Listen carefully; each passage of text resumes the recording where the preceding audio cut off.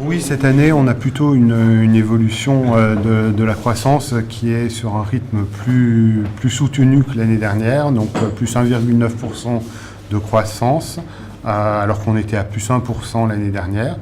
Donc une croissance qui est plus dynamique, donc on est plutôt sur de bons résultats pour cette année. Les contributions à la croissance, c'est-à-dire les facteurs qui font que la croissance a été soutenue, cette année, c'est l'investissement qui est en hausse alors qu'il était en baisse l'année précédente. Et puis également les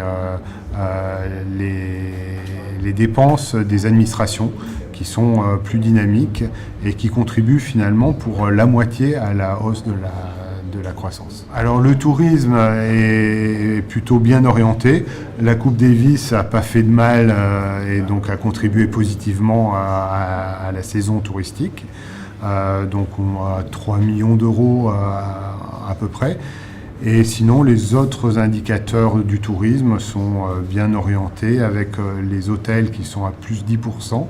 Et puis le transport aérien dans son ensemble qui a une augmentation de 3% et on est à nouveau au-dessus des 2 millions de passagers cette année. Alors sur le plan social, ça va peut-être avec. Là, on regarde surtout le plan économique, mais le chômage reste quand même très, très élevé malgré tout. Donc ça ne s'est pas traduit forcément directement sur une amélioration du marché du travail.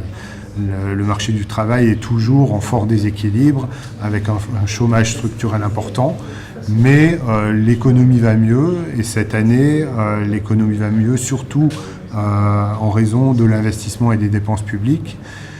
Pas tant que ça en raison des dépenses des ménages qui sont en augmentation, mais en augmentation légère, avec une population qui est en baisse depuis quelques années, une légère baisse de la population qui était arrivée à son maximum à peu près en 2011 et qui depuis décroît. Voilà, donc sur les ménages, on a une augmentation de la consommation des ménages, mais faible, plus faible que la croissance dans son ensemble.